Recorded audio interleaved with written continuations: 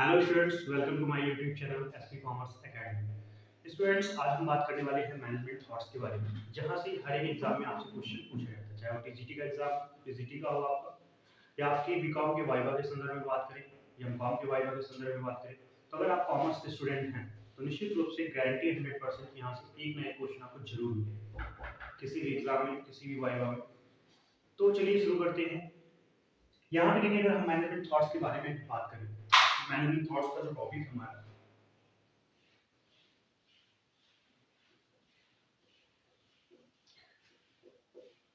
वो एक्चुअली में होता क्या है। तो देखिए, मैनेजमेंट थॉट्स का मतलब होता है कि जो प्रबंध, जिस प्रबंध को हम पढ़ते हैं, जिस मैनेजमेंट को हम पढ़ते हैं, उसका विकास कैसे हो। पहले कौन सी विचारधारा आई, उसके बाद कौन सी विचारधारा आई। जैसे आप लोग सुनते होंगे कि वैज्ञानिक प्रबंध, आपने सुना होगा प्रक्रम प्रबंध के बारे में, आपने सुना होगा मानवीय संबंधों के बारे में। तो जैसे आप वैज्ञानिक प्रबंध की बात करेंगे टेलर के विषय में, तो टेलर जी ने क्या विचारधाराएं प्रस्तुत की, हेनरी फ्योल जी ने क्या विचारधाराएं प्रस्तुत की, ये सारी विचारधारा यहाँ पढ़ने को मिलेगी आपको। और बिल्कुल शॉर्ट वीडियो होगा, आपका पूरा कंक्लूजन हम बता रहे हैं आपको। तो देखिए, अगर हम मैनेजमेंट थॉट्स के बारे में बात करें, तो मैनेजमेंट थॉट्स जो होता है वो मुख्यतः 3 पार्ट में डिवाइड होता है। कितने पार्ट में होता है? 3। पहला जो होता है आपका, वो होता है क्लासिकल थ्योरी,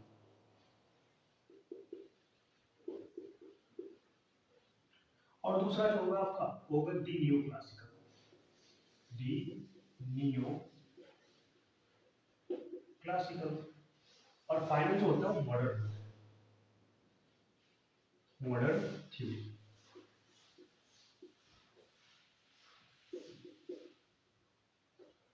देखिए, अगर हम बात करें क्वेश्चंस की, तो मैक्सिमम क्वेश्चंस आपके क्लासिकल से आते हैं, उसके बाद न्यू क्लासिकल से, तब जाके कहीं मॉडर्न से क्वेश्चन आते हैं। तो आपको इन दोनों पे ज्यादा फोकस करना है। अगर हिंदी में बात करें तो क्लासिकल थ्योरी का मतलब होता है पुरातन विचारधारा, न्यू क्लासिकल का मतलब होता है नव पुरातन विचारधारा, और मॉडर्न थ्योरी का मतलब होता है आधुनिक सिद्धांत या आधुनिक विचारधारा। तो क्लासिकल की बात करें तो क्लासिकल भी मुख्यतः कितने पार्ट्स में डिवाइडेड है? मुख्यतः क्लासिकल 3 पार्ट्स में डिवाइडेड है। पहला पार्ट क्या होता है आपका? पहला पार्ट जो होता है वो होता है ब्यूरोक्रेटिक।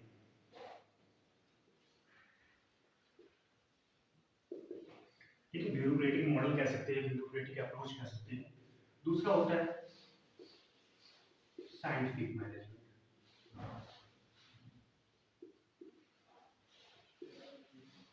और फाइनल जो होता है आपका प्रोसेस मैनेजमेंट, जिसे हम चक्रम प्रबंध भी कहते हैं।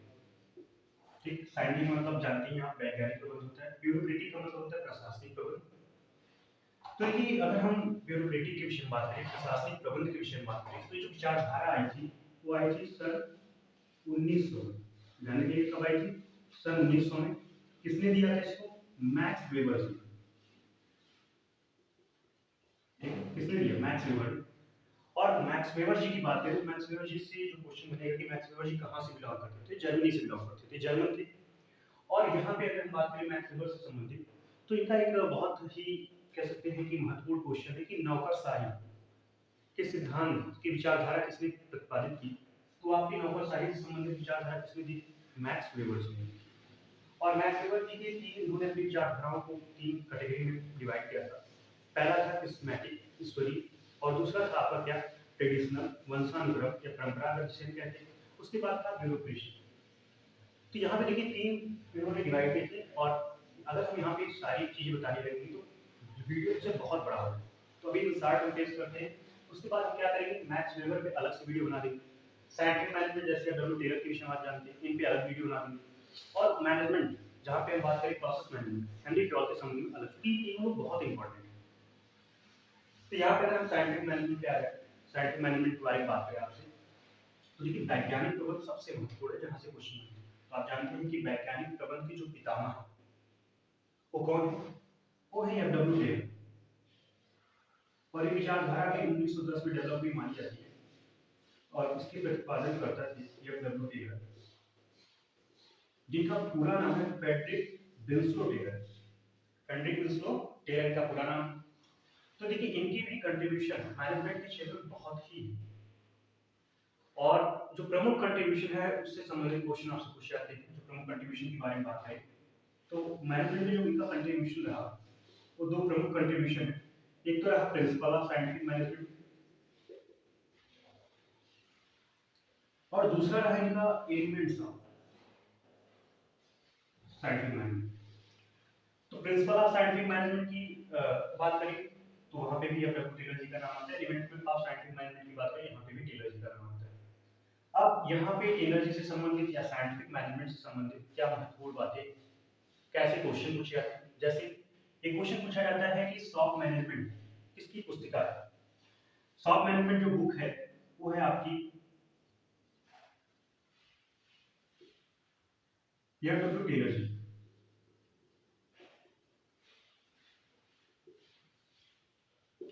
और कभी कभी पूछ लेता है कि सॉफ्ट मैनेजमेंट पब्लिश कब हुआ। तो ध्यान रखिएगा ये पब्लिश हुआ था 1903। ठीक है। इसके साथ साथ मैनेजमेंट बाय एक्सेप्शन कभी कभी पूछता है आपसे कि अपवाद का सिद्धांत किसने दिया। तो ये डब्ल्यू टेलर जी ने दिया था। आपसे कभी कभी पूछता है फंक्शनल फोरमैनसी क्रियात्मक सिद्धांत तो उसके भी जन्मदाता है डब्ल्यू टेलर जी। मेंटल रिवॉल्यूशन मानसिक क्रांति के बारे में किसने बताया उसके भी डब्ल्यू टेलर जी। कास्ट अकाउंटिंग सिस्टम के विषय में बात करें उसको प्रतिपादित करने में मैनेजमेंट में किसका योगदान रहा या डब्ल्यू टेलर जी का रहा। स्टैंडर्डाइजेशन प्रमाणीकरण जिसे आते हैं उसको लाने में भी योगदान किसका है साइंटिफिक मैनेजमेंट में कहीं ना कहीं डब्ल्यू टेलर जी का योगदान था। तो टेलर जी से संबंधित कई सारे क्वेश्चन पूछे जाते हैं और टेलर जी के जो प्रिंसिपल्स हैं उनके विषय में बात करें तो टोटल 5 प्रिंसिपल हैं जिसके बारे में हम एक सेपरेट वीडियो में पूरा आपको डिटेल में बताएंगे। और अगर हम एलिमेंट्स के विषय में बात करें तो जो एलिमेंट्स हैं वो टोटल 6 हैं। 6 एलिमेंट्स हैं। तो एलिमेंट्स में भी जैसे फंक्शनल फोरमैनसिक जो आपके एलिमेंट्स का ही हिस्सा है और एक जो फंक्शनल फोरमैनसिक होता है आपको जिसको हम कहते हैं क्रियात्मक सिद्धांत ये टोटल 8 होता है। तो डिटेल में आपको चर्चा की जाएगी आपसे। अभी तो हम बस आपको बेसिक बताने जा रहे हैं इसके बारे में मैनेजमेंट थॉट्स के बारे में कि मैनेजमेंट थॉट्स कहाँ से कैसे डेवलप हो उस पर पूरा सिनेरियो आपके सामने रखा जा रहा है। अब देखिए आ जाते हैं हम प्रोसेस ऑफ मैनेजमेंट या प्रोसेस मैनेजमेंट इसको हम बोलते हैं हिंदी में क्या प्रक्रम प्रबंधन। और प्रक्रम प्रबंधन के विषय में बात करें तो ये भी थ्योरी लगभग डब्ल्यू टेलर जी के साथ ही आई थी 1910 में। और यहाँ पे बात करें इसके जो जनक है इसके जो पितामह है वो है आपके हेनरी फ्योल।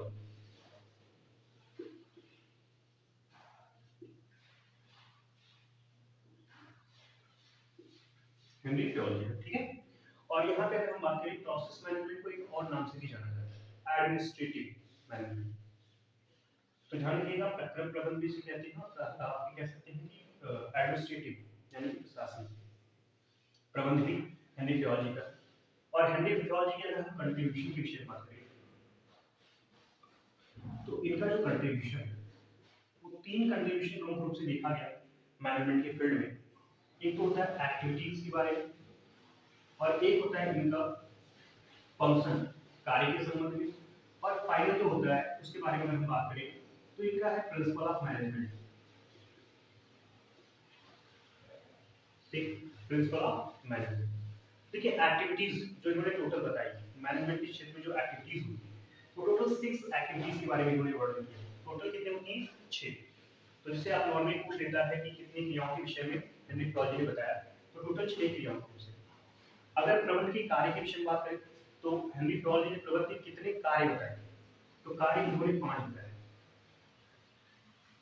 प्रिंसिपल के बारे में बात करें तो प्रिंसिपल वाला क्वेश्चन आ जाएगा। तो प्रिंसिपल आप सभी को पता है कि बहुत इंपॉर्टेंट है। ठीक है 14 प्रिंसिपल इन्होंने बताया। तो देखिए अगर हम एक्टिविटीज की बात करें जैसे विपणन कार्य है ठीक है आपके विक्रय का कार्य है तो ये एक्टिविटीज में आता है। फंक्शंस के विषय में बात करें तो और प्रिंसिपल कितने होते हैं 14 हमने बताया। तो देखिए फंक्शंस के विषय में बात करें तो फंक्शन जो 5 हैं आप प्लानिंग है ऑर्गेनाइजिंग है स्टाफिंग है डायरेक्शन। अब देखिए यहाँ पे ऑर्डरिंग के विषय में बात होती है आदेश देना एक अलग कार्य उन्होंने बताया था। और प्रिंसिपल्स के विषय में बात करें तो प्रिंसिपल आप सभी जानते हैं 14 होते हैं और 14 प्रिंसिपल्स के लिए हम एक अलग से वीडियो बनाएंगे। फिलहाल आपको इतना बताना था कि हेनरी फ्योल किससे संबंध रखते हैं प्रोसेस मैनेजमेंट थॉट से। और हेनरी फ्योल से संबंधित एक महत्वपूर्ण बुक है general principle of industrial management. तो ये जो बुक है बहुत पॉपुलर है और ये बुक भी कभी भी पूछा जाता है कि general principle of industrial management किसने दिया। ठीक है कभी कभी पूछा जाता है कि प्रबंध की जनक कौन। तो हमेशा ध्यान रखिएगा प्रबंध की जनक है हेनरी फ्योल, इन्हीं को फादर ऑफ मैनेजमेंट कहा जाता है। अभी पूछ लिया फादर ऑफ साइंटिफिक मैनेजमेंट, वैज्ञानिक प्रबंध का जनक कौन है, तो आप बताएंगे क्या, एफ.डब्ल्यू. टेलर जी। जैसे कभी कभी पूछता है कि टेलर जी कहाँ से बिलोंग करते हैं, कहाँ से संबंध रखते हैं, किस देश से, तो ध्यान रखिएगा टेलर जी का संबंध यूएसए से, ठीक है, यूनाइटेड स्टेट ऑफ अमेरिका। अगर फ्याल जी के बारे में पूछे तो फ्रांस, फ्रांस से संबंधित रखते हैं। मैक्स वेबर के बारे में मैंने पहले ही बताया आपको कि जर्मनी से बिलोंग करते हैं, जर्मन जर्मन। अब देखिए यहाँ पे बात करें अगर हम हेनरी फ्योल से संबंधित, तो हेनरी फ्योल की जो भी एक्टिविटीज हैं, जो भी फंक्शंस हैं, जो भी प्रिंसिपल्स हैं, इसके लिए एक सेपरेट वीडियो आपके लिए बनाया जाएगा। अब देखिए आ जाते हैं न्यू क्लासिकल थॉट्स क्या होता है, न्यू क्लासिकल थ्योरी क्या है। देखिए न्यू क्लासिकल थ्योरी में दो थ्योरीज मोस्ट इंपॉर्टेंट है। एक है ह्यूमन रिलेशन, जहां से मैक्सिमम बार क्वेश्चन आता है, ह्यूमन रिलेशन अप्रोच कहते हैं, और बिहेवियर साइंस।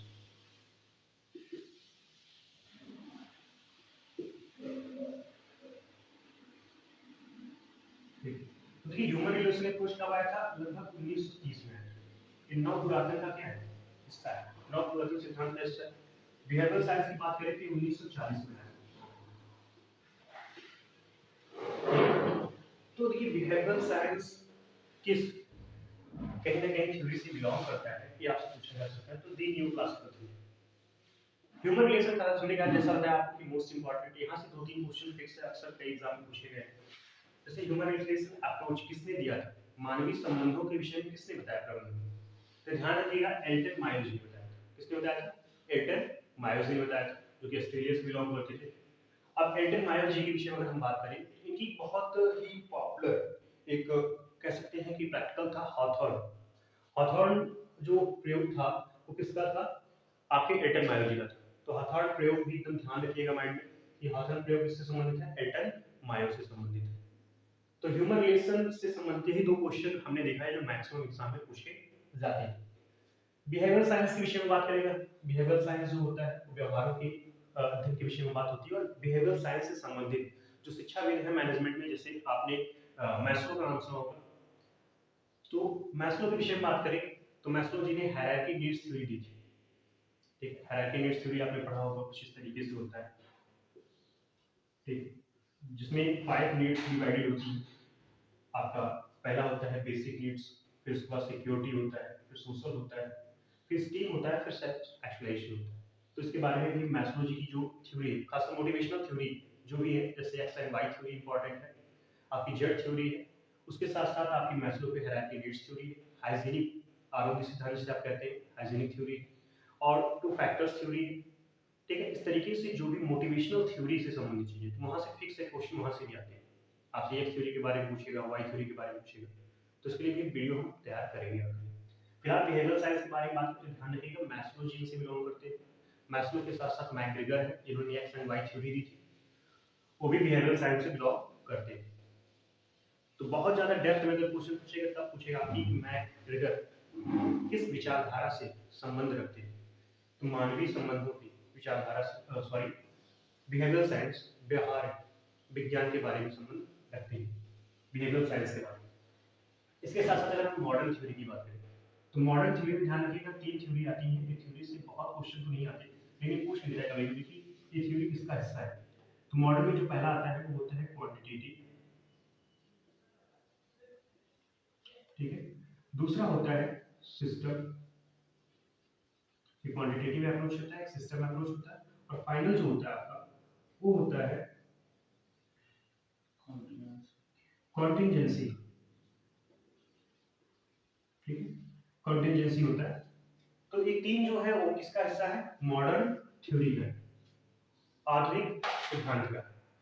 तो क्वांटिटेटिव, सिस्टम एंड कॉन्टिंजेंसी, ये जो थ्योरीज हैं एक से मॉडर्न थ्योरी से बिलोंग करती हैं। तो देखिए अभी हमारा काम था यहाँ पे बस आपको मैनेजमेंट थॉट्स का पूरा सेम बताना, पूरा सेम समझाना।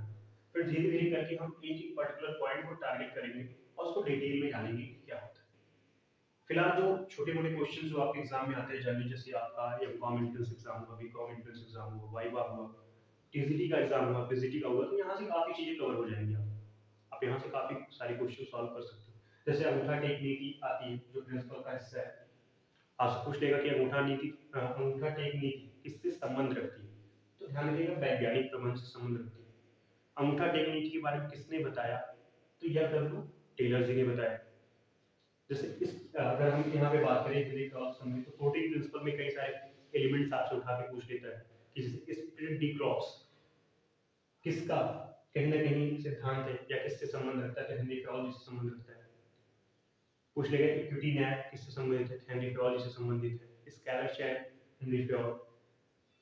तो जब डिटेल में आप प्रोटीन प्रिंसिपल्स पढ़ेंगे, फंक्शंस पढ़ लेंगे, एक्टिविटीज पढ़ लेंगे, ठीक है, सारे अगर चीजें यहाँ पे आप कंप्लीट होती हैं तो फिर आपसे कोई भी क्वेश्चन कहीं से भी रुकेगा नहीं। ठीक है, तो आज के लिए बस इतना है, मिलते हैं अपने नेक्स्ट वीडियो में, तब तक के लिए धन्यवाद।